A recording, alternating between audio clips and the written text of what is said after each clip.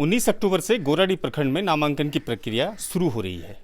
इससे पहले प्रत्याशी अपने पंचायतों के अलग अलग क्षेत्रों में जाते हैं और नामांकन को लेकर के लोगों से बातचीत करते हैं, उसे निमंत्रण देते हैं।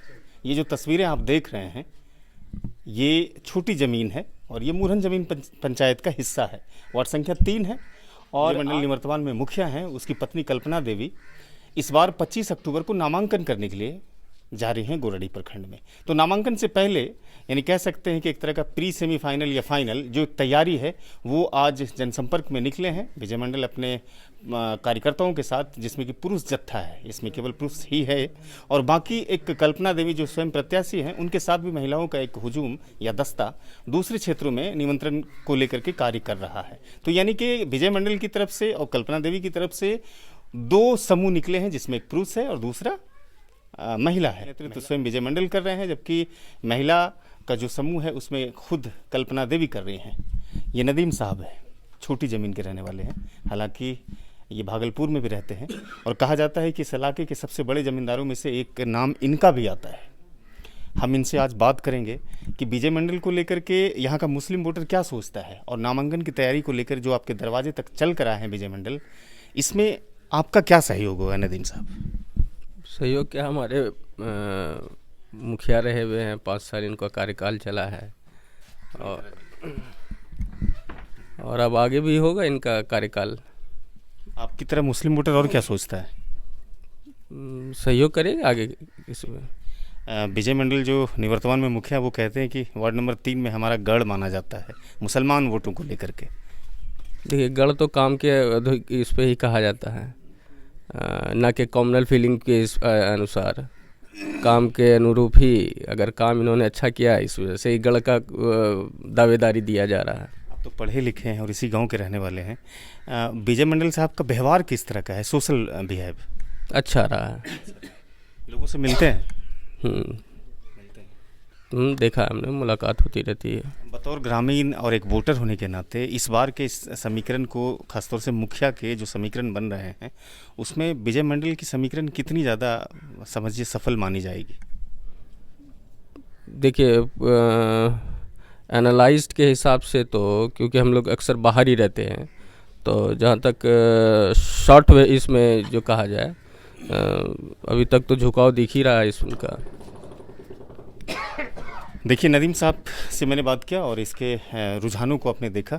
ये जहाना खातून है, जहाना बेगम है, बड़ी जुझारू औरत है। हिंदुस्तान में कई ऐसी महिलाएं गुजरी है जो आज़ादी के लिए भी लड़ी है और समाज सुधार के लिए भी लड़ी है। सावित्रीबाई फुले का आपने नाम सुना, हिंदुस्तान की पहली महिलाएं थी जिन्होंने स्कूल खोला और बच्चियों को पढ़ाना शुरू किया।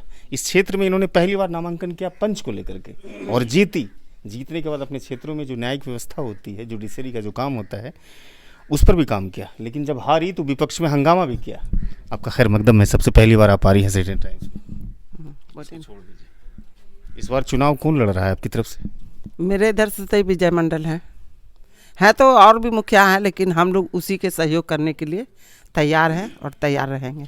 आप तो खुद प्रतिनिधि रहे हैं, पंच के प्रतिनिधि रहे हैं, जीते हैं।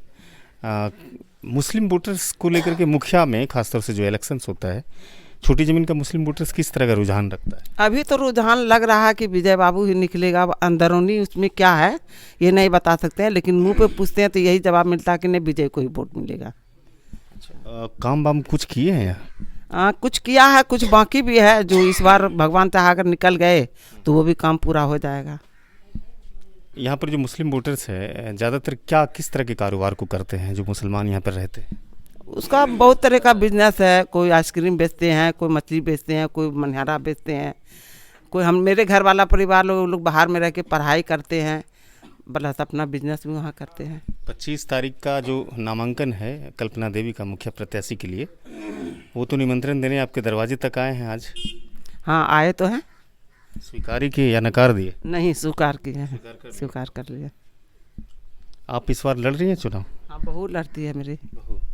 वो भी पंच में लड़ी? हाँ, वो भी पंच में लड़ी, पंच में है और फिर दोबारा 5 में है वो। हाँ हाँ।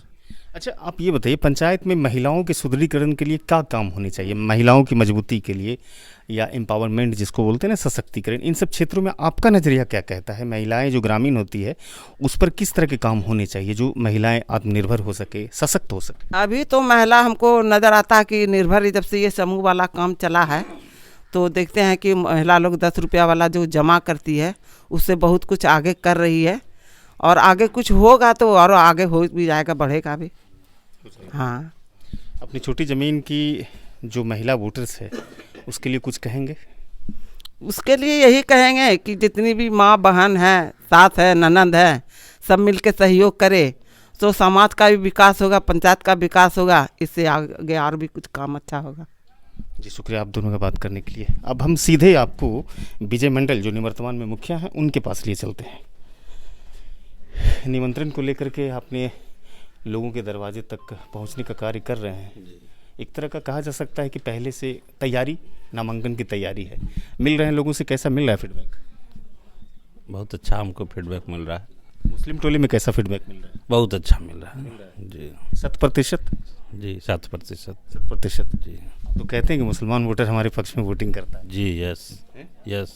जीतने के बाद देखते हैं ना मुसलमानों जी को। जी, भरपूर हम कोशिश करेंगे। एक बार दरगाह पर विवाद हुआ था, हम लोग यहाँ पर कमेटी गठन करवाए थे जिसमें नदीम भैया को मैंने कोषाध्यक्ष बनाए थे। दोनों पार्टी को मैंने कमेटी बना करके थाना से प्रशासन मंगा करके मैंने उसका निदान करवाया। तो बहुत बड़ा काम आपने करवाया। बीच में एक अमेड़ा का विवाद हुआ, इमाम बड़ा का, मैंने बहुत कोशिश की है, लेकिन कुछ ऐसे लोग थे, मेरा कहना था जहाँ बन गया तो बन गया, लेकिन कुछ ऐसे यहाँ पर प्रतिनिधि होते हैं 3-4, तो हम अकेला पड़ गए, 2 प्रतिनिधि उधर मिल गया, उसको हटवा दिया। हाँ, मैंने बात किया कि नहीं, जो बन गया तो बन गया, रहने दीजिए। मैंने सीओ साहब से बात की थी, सीओ साहब स्वीकार किए कि नहीं ठीक है मुखिया जी आप बोल दिए तो रह गया। रात में बात हुई, डीएसपी साहब को भी मैंने बोले कि नहीं सर अब बन गया, रहने दीजिए। तो डीएसपी साहब भी थे, उन्होंने शायद डीएसपी साहब थे आप मुस्लिम समुदाय से, तो हाँ हमसे परिचित थे पहले से। तो मुखिया जी आप यहाँ पर, नहीं सर भगवान का चीज़ है, या भगवान हिंदू है या मुस्लिम हो, पूजा करेंगे, यहाँ क्या भवन बना रहे हैं या बिल्डिंग बन रहे हैं, तो कल अगर बिल्डिंग बनेंगे तो उसको हटवा लिया जाएगा, लेकिन जो बन गया, लेकिन नहीं, राजनीति का ऐसा परिदेश है। अच्छा मुझे एक चीज़ बताइए, नामांकन 25 अक्टूबर को है, आज मुस्लिम टोला आए हैं, तमाम लोगों से भी मिले, दूसरे समुदाय से भी मिले, कुछ अल्पसंख्यकों के लिए घोषणा कर दीजिए इस समय अगर जीतते हैं तो। मैं देखिए अल्पसंख्यकों के लिए मैं पहला यही देंगे, जब तक हम मुखिया रहेंगे चाय मिला कर रखेंगे, पहला ही सुरक्षित रखेंगे, एक भी बिंदु पर लड़ाई नहीं होने देंगे। दूसरी बात, मैंने 99% विश्वास दिलाते हैं, एक भी इंदिरा आवास गरीबों के लिए बाकी नहीं रखेंगे। यह मैं वचन देता हूं कि प्रत्येक घर में इंदिरा आवास हम गरीब को देंगे, पहला प्राथमिकता रहेगा। सरकार ने भी यह साथ दिया है कि अल्पसंख्यक का आवंटन अधिक देता है, इसलिए हम भरपूर कोशिश करेंगे कि इंदिरा आवास प्रत्येक घर में मिल जाए, मेरा यह पहला प्राथमिकता रहेगा। शुक्रिया। तो विजय मंडल के साथ साथ आपने नदीम जो स्थानीय युवा हैं उनको भी सुना और जहाना को भी सुना। ये तमाम लोग अपने 25 तारीख के नामांकन को लेकर के तैयारियां और विचार विमर्श कर रहे हैं, और मुखिया जो निवर्तमान में है विजय मंडल, उन्होंने घोषणा किया यदि मेरी पत्नी इस बार निर्वाचित होती है, इन लोगों का आशीर्वाद मिलता है, तो मैं कोशिश करूंगा कि जो प्रधानमंत्री आवास की कमियां हैं यहाँ पर वो उसको मैं पूरा करूंगा, और साथ ही साथ हमारे पंचायत में जो अल्पसंख्यक बिरादरी के लोग हैं वो मेरे शासन व्यवस्था में पूरी तरह से भयमुक्त रहेंगे।